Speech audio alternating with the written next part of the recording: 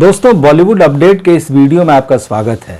इस वीडियो में हम बॉलीवुड की अलग अलग खबरों पर कंसंट्रेट करने के बजाय आज सिर्फ सलमान खान की 3 खबरों की बात करेंगे।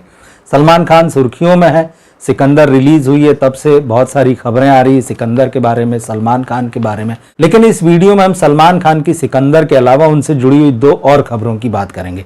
तो सबसे पहले हम बात करते हैं कि सलमान खान की सिकंदर के बाद अब कौन सी फिल्म आएगी। दरअसल सिकंदर से उनको बड़ा झटका लगा है, लेकिन अब एक खबर आ रही है जिसमें यह कहा जा रहा है कि सलमान बहुत जल्दी इस झटके को भूलते हुए अगली फिल्म की तैयारी कर रहे हैं। और वो अगली फिल्म कौन सी है उसके बारे में हम यहाँ पर बात करेंगे। सिकंदर के बाद सलमान की अगली फिल्म का नाम होगा गंगाराम, और इस फिल्म में उनके साथ में संजय दत्त भी होंगे। पिछले दिनों ये खबर थी कि सलमान खान की जो आने वाली फिल्में हैं या जो अंडर प्रोडक्शन फिल्में हैं उनमें संजय दत्त के साथ एक जबरदस्त एक्शन से भरपूर फिल्म होगी, लेकिन ये बिल्कुल साफ नहीं था कि वो फिल्म कौन डायरेक्टर बनाएगा, कौन प्रोड्यूसर बनाएगा।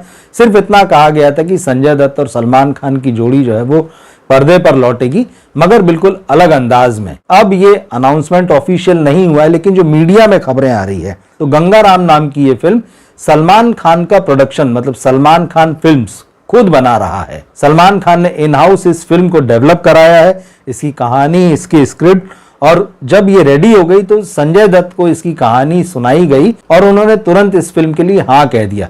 संजय दत्त और सलमान खान की दोस्ती बहुत पुरानी है और दोनों ने साजन जैसी फिल्म आप याद कीजिए, मतलब आज भी खूब याद की जाती, हालांकि वो दौर अलग था। अब ये जोड़ी एक बार फिर से गंगाराम में नजर आएगी। जहां तक मैं समझ पाता हूं टाइटल जिस तरह से गंगाराम, तो मुझे लगता है कि ये दोनों हीरो में से एक हीरो गंगा होगा और दूसरा राम होगा। अब ये तो खैर अटकल है। जहां तक इस फिल्म के डायरेक्टर की बात है तो इस बार कोई जाना पहचाना बड़ा चेहरा नहीं होगा।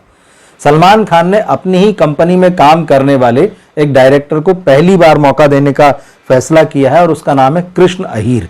कृष्ण अहीर जो है सलमान खान के साथ में टाइगर जिंदा है और रईस 3 जैसी फिल्मों से जुड़े हुए थे और सलमान जो है उनके काम से बहुत इंप्रेस बताए जाते हैं। तो इसीलिए जब इन हाउस ये स्टोरी गंगाराम की डेवलप की गई, जब स्क्रिप्ट रेडी हो गई और सलमान ने भी उसको ग्रीन लाइट दे दी अपनी तरफ से, तब कृष्ण अहीर के नाम पर मुहर लगी और अब ये फाइनल है कि कृष्ण अहीर इस फिल्म को डायरेक्ट करेंगे। पहली बार वो किसी फिल्म में निर्देशक के रूप में आएंगे। तो देखना ये होगा कि सलमान ने इन हाउस जो स्क्रिप्ट डेवलप करवाई है, स्टोरी डेवलप करवाई है, उस पर किस तरह की फिल्म बनेगी। अब ये तो तय है कि जब अपनी देख रेख में उन्होंने ये कहानी और स्क्रिप्ट तैयार कराई है तो उन बातों का ध्यान रखा होगा कि फैंस उनसे क्या उम्मीद करते हैं।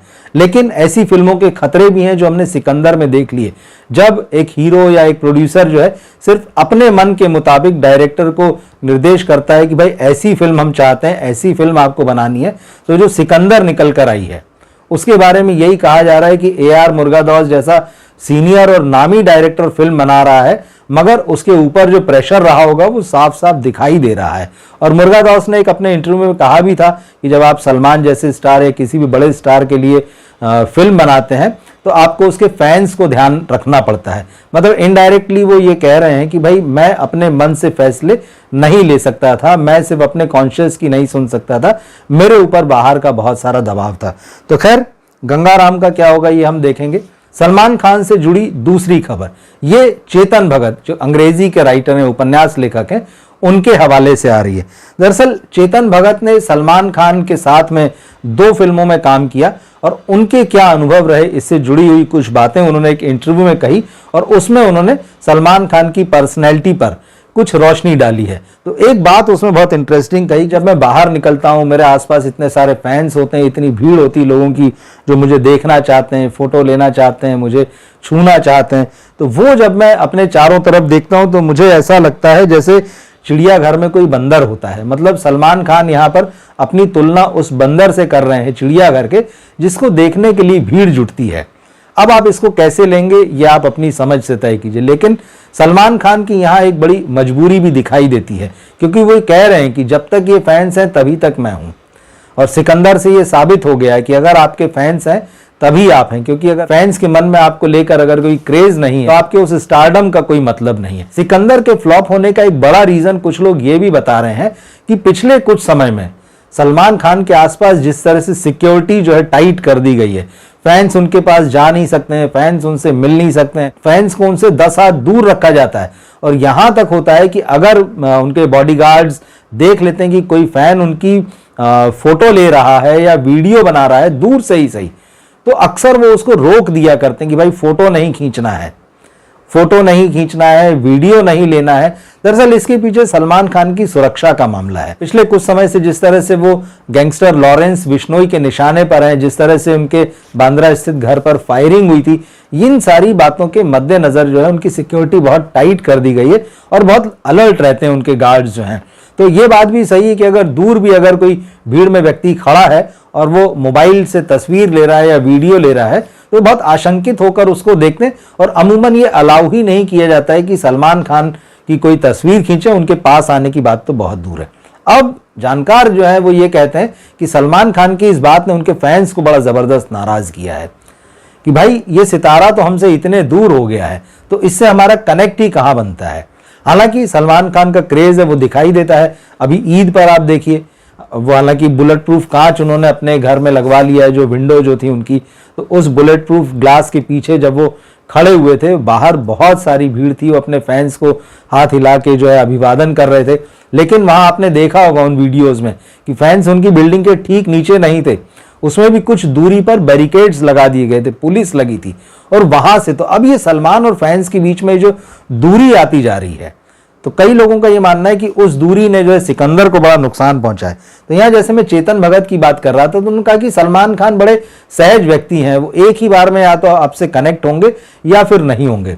तो उन्होंने बताया कि मेरा नॉवेल था one night at the rate of call centre, ये चेतन भगत का उपन्यास है। तो जब ये उपन्यास सलमान खान तक पहुंचा और उन्हें पसंद आया तब चेतन भगत को उन्होंने अपने घर बुलाया और इस उपन्यास के राइट्स फिल्म बनाने के लिए लिए।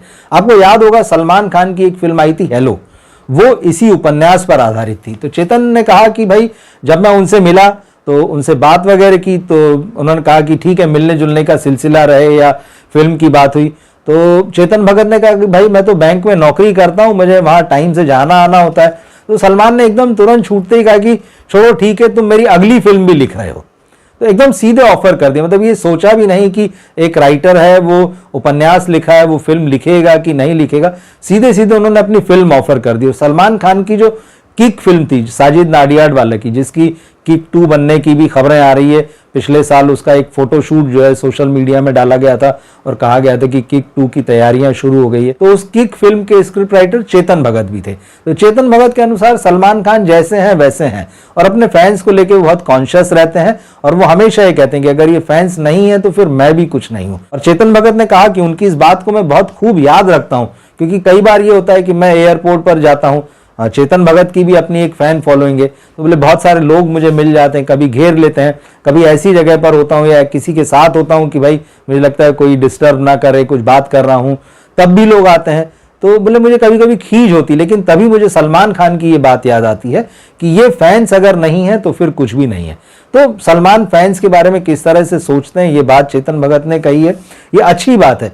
लेकिन एक दूसरा परसेप्शन इधर इंडस्ट्री में ये भी बना है कि सलमान खान अपने फैंस से दूर हुए हैं और उसका जो नतीजा है सिकंदर के बॉक्स ऑफिस पर देखने को मिल रहा है। अब बात बॉक्स ऑफिस की आई है तो हम सिकंदर के बॉक्स ऑफिस की भी बात कर लेते हैं। तो जैसा कि मैंने शुरू में कहा, सिकंदर ने बड़ा झटका दिया है। आज चौथा दिन है और 3 दिन में यह फिल्म 90 करोड़ से भी कम बिजनेस कर रही है, 100 करोड़ भी नहीं छू पाई है। और सलमान खान की फिल्म का बॉक्स ऑफिस नतीजा ऐसा होगा कोई ये सोच नहीं सकता था और इस नतीजे ने सबको हैरान किया है। तो इस फिल्म की एक तो अव्वल ओपनिंग बहुत कमजोर रही, एडवांस बुकिंग बहुत कम थी।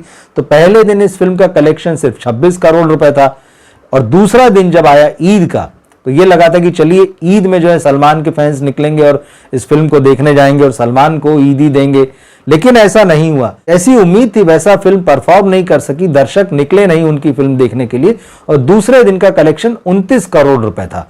और जब ईद भी बीत गई उसके बाद बासी ईद होती है तो लगा कि चलिए आज देखने जाएंगे, लेकिन उस दिन तो कलेक्शन नीचे आ गया और तीसरे दिन इस फिल्म का जो बॉक्स ऑफिस कलेक्शन था वो 19 करोड़ 20 लाख रुपए था। ये कलेक्शन पूरा इंडिया का कलेक्शन है। तो टोटल जो है 3 दिन का कलेक्शन जो है लगभग 75 करोड़ रुपए के आसपास बना। अब इसमें ओवरसीज का कलेक्शन भले ही आप मिला लें 3 दिन का जो कि लगभग 30 करोड़ है, तो इस हिसाब से तो चलिए फिल्म जो है 100 करोड़ के पार चली गई। मगर अगर सिर्फ आप इंडिया का कलेक्शन देखें तो यह आंकड़ा बहुत ही डिसअपॉइंट करने वाला है। आज फिल्म का चौथा दिन है और अब क्योंकि वर्किंग डेज शुरू हो चुके हैं और 10 तारीख को जैसे सनी देओल की जाट आ रही है, उसका क्रेज जो है लोगों में दिखाई दे रहा है। तो कई बार ये होता है कि जब दो बड़ी फिल्में नज़दीक होती हैं, दो स्टार्स की फिल्में नज़दीक होती हैं, तो लोग फिर ठहर जाते हैं। अगर पहली फिल्म की रिपोर्ट अच्छी नहीं है तो सोचते हैं, क्योंकि टिकट महंगे हो चुके हैं, तो सोचते हैं फिर अभी इस फिल्म में क्यों पैसा लगाएं, ये OTT पे आएगी तब हम देख लेंगे, तो वो अगली फिल्म का इंतजार करते हैं।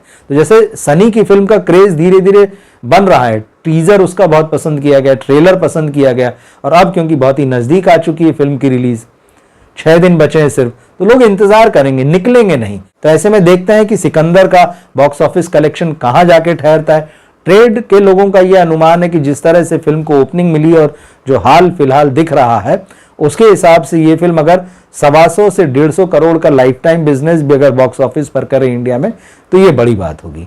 तो सलमान खान से जुड़े हुए कुछ ये अपडेट्स थे, तो मैंने सोचा बॉलीवुड अपडेट्स में इन तीनों की ही चर्चा कर ली जाए। क्या सोचते हैं आप इन खबरों के बारे में कमेंट बॉक्स में लिखकर जरूर बताइएगा। मिलते हैं फिर हम अगले वीडियो में। नमस्कार।